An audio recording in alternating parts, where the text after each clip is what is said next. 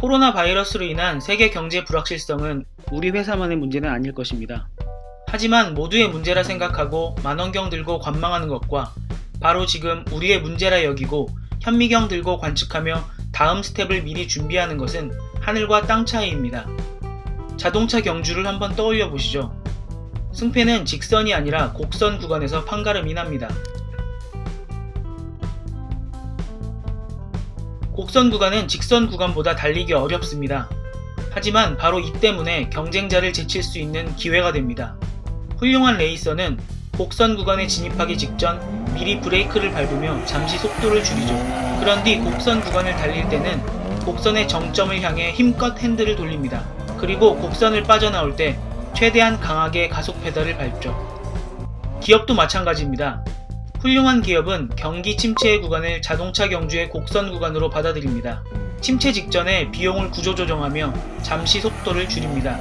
침체 구간에 진입하면 다음 비즈니스를 위한 프로젝트를 분명히 하고 정진합니다. 그런 뒤 회복 조짐이 보이면 힘껏 내달리죠. 경제위기 시 불문율의 공식이 있습니다. 위기는 기업들의 실력을 드러낸다는 것이죠.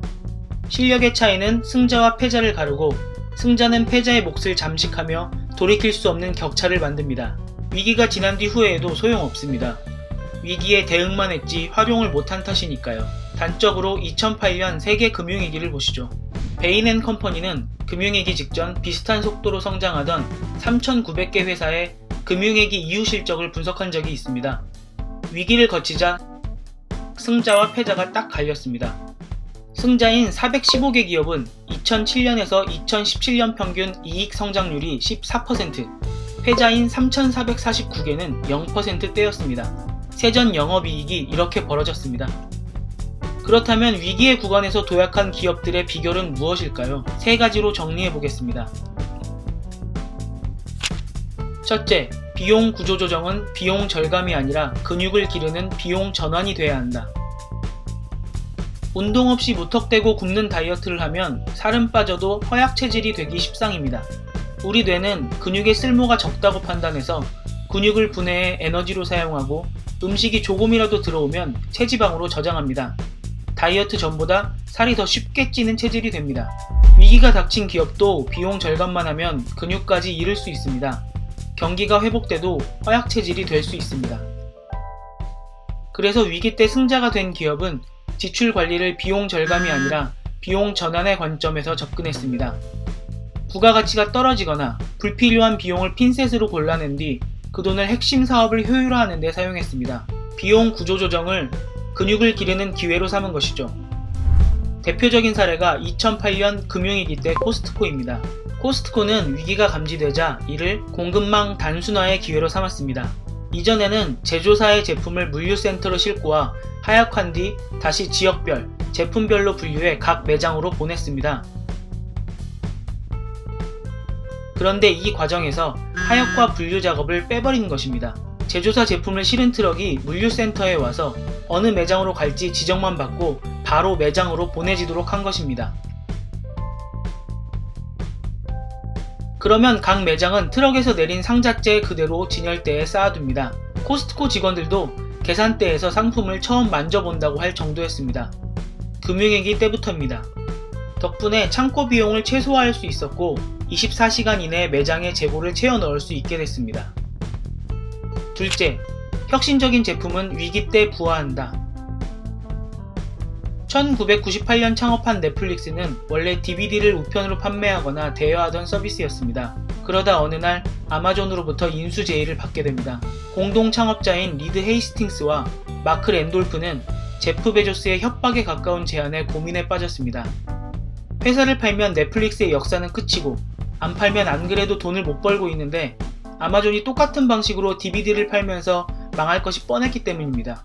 두 사람은 고민 끝에 회사를 지키기로 했습니다. 대신 아마존보다 먼저 치고 나가기로 했죠. 판매는 버리고 대여에 집중하기로 한 것입니다. 당시 대여는 매출의 3%에 불과해 위험천만한 결정이었지만 이것만이 살아남는 길이라고 생각했습니다. 멋진 웹사이트에 비디오를 올려놓고 집에서 받아볼 수 있다면 사람들이 몰릴 것이라고 두 사람은 확신했습니다. 여기에다 스트리밍 서비스까지 결합한 과정은 더 극적입니다. 2000년 넷플릭스는 30만 회원을 모집했지만 여전히 적자였습니다. 두 사람은 결국 당시 미국 최대 비디오 대여 회사였던 블록버스터를 찾아가 인수를 제안합니다. 하지만 블록버스터 CEO는 억지로 웃음을 참는 모습이었습니다. 넷플릭스는 인수할 가치도 없는 하룻강아지에 불과했던 셈입니다. 자존심이 바닥까지 떨어졌던 두 사람은 낙담하는 대신 블록버스터를 넘어서는 방법을 찾기 시작했습니다. 이들은 당시 mp3를 온라인으로 공유하는 냅스터를 보며 바로 이것이다 싶었다고 합니다. 이렇게 해서 탄생한 것이 mp3를 동영상으로 바꾼 스트리밍 서비스였습니다. 살아남아야겠다는 간절함으로 시도한 것들이 지금의 넷플릭스를 만들었다. 위기가 넷플릭스를 온라인 구독 경제와 스트리밍 서비스의 시조로 만든 것이다. 셋째, 비즈니스 모델을 진화시킬 기회다. 승자 기업은 위기를 비즈니스 모델로 점검하고 진화하는 기회로 삼습니다. 변화에 가장 잘 적응한 기업이 가장 강한 기업이 되는 순간입니다. 예를 들어 2003년 중국에서 발발한 사스. 사스는 중국 경제를 위기로 몰았지만 동시에 알리바바, 징동닷컴 같은 이커머스 거인들이 탄생한 계기이기도 합니다. 중국 2위 이커머스 회사인 징동은 원래 CD 캠코더 등을 팔던 전자기기 매장이었습니다. 2003년 당시 징동 창업자 리처드 리우의 목표는 중국 전역에 500개 매장을 내는 것이었습니다. 하지만 사스로 인해 매출이 급감했고 베이징 12개 매장 중 11개의 문을 닫아야 했습니다. 그런데 바로 이 위기의 순간에 리우는 인터넷에서 기회를 봤습니다. 텐센트 QQ 메신저를 통해 CD를 홍보하고 주문을 받기 시작했습니다. 시스템을 갖추지 않은 상태여서 주문이 들어오면 직원들이 주소를 종이에 받았었고 택배가 발송되면 고객에 일일이 문자 메시지를 보냈습니다. 직원들이 직접 배달을 하기도 했습니다. 인터넷 주문이 폭발적으로 늘어나는 것을 목격한 리우는 2004년 초 남은 매장마저 접고 360바이라는 웹사이트를 만들었습니다. 이것이 징동닷컴이 예전에 불리던 이름입니다.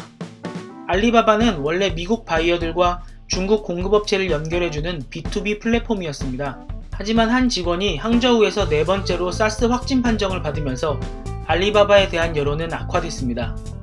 결국 마인 회장은 열흘간 회사를 폐쇄하고 500명이 넘는 직원들을 재택근무로 돌렸습니다. 대신 이 열흘 동안 마인은 비밀팀을 꾸려서 새로운 프로젝트에 착수했습니다. 중국의 최대 온라인 쇼핑몰 타오바오가 탄생하는 순간입니다.